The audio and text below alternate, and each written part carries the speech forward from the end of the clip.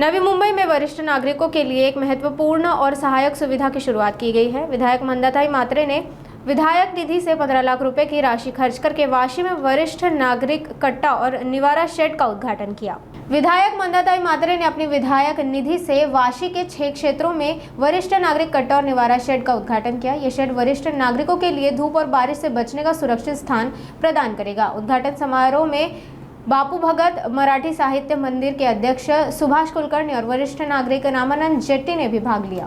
सर्वांचं मी मनपूर्वक स्वागत करते की कमी अवधीमध्ये सुद्धा आपण सर्व लोक इतक्या मोठ्या प्रमाणात इथे आलात। आज 15 लाख आमदार निधीतून इथे पैसे देऊन कट्टा आणि निवारा शेड बांधलेला आहे। इथे ज्येष्ठ नागरिक अतिशय मोठ्या प्रमाणात राहतात, त्यांची मागणी होती आणि ती मागणी आपण जवळजवळ पूर्ण केलेली आहे। आता राजूजी शिंदेच्या इथं विरुगळा केंद्राचं मोठं काम होत आहे।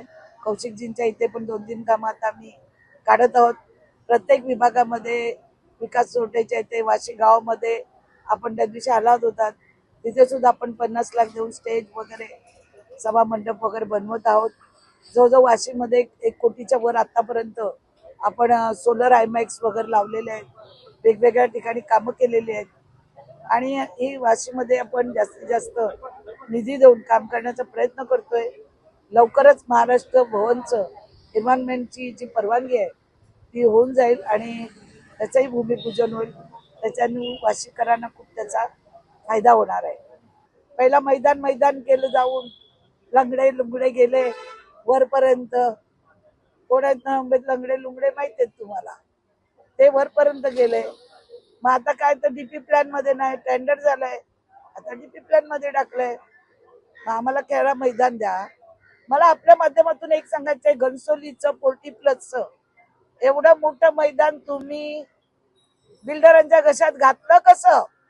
कुठल्या कुठल्या नेत्यांना किती किती पैसे मिळाले, किती किती पर्सेंटेज मिळाले, ते का वाचवलं नाही? आणि माझ्या इथे येऊन तुम्ही खेळाचं मैदान जे मी दिलं होतं ते मागता। मग तुमची खेळाची मैदान 40+ ला गावाल्यांची काढून घेतली तेव्हा तुम्हाला गाववाले दिसले नाही का? तुम्ही तिथे राहता ना, तुम्ही लोकप्रतिनिधी सगळे तिकडे आहेत ना, मग तिकडचं मैदान का वाचवलं नाही? माझा प्रश्न आहे। तेव्हा पैसे मिळतात, मग इकडे येऊन काहीतरी उगाच उलाढाला करायच्या।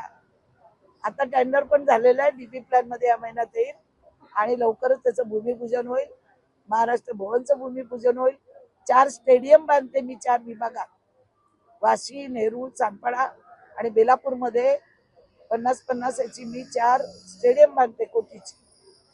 आणि त्या 4 स्टेडियम मधून ज्या मुलांना खेळायला मिळत नाही, तर ऍक्टिव्हिटी मिळत नाही, त्या ऍक्टिव्हिटी होणार आहेत। ब्रिजची कामं चालू आहेत, वाशी शिशोरला आपण करतोय, सागर विहारला सुशोभीकरण करतोय, भरपूर कामं काढलेली आहेत आपण। बेलापूरचे 20 कोटी आणून पडलेले आहेत, बेलापूर स्मार्ट विलेजचे। माझ्याकडे आज जवळजवळ 30-35 कोटी पेंडिंग आहे। मॅजिक गार्डन 15 कोटीचं आणलंय, जे कुठेच नाही। वृंदावन गार्डनला आहे मॅजिक गार्डन मैसुरीत, ते आपण आणलेलं आहे। खूप काम आहे 4 वर्षात बघा। बटरफ्लाय गार्डन आहे। इतकी कामं होतील ना, त्या विरोधकांना बोलायला कुठे जागा राहणार नाही। फार फार तर बोलून माझ्याच वरती बोलतील, मी अपंग आहे। मी आहे ना अपंग, मी अपंग असून काम करते ना तुमचं।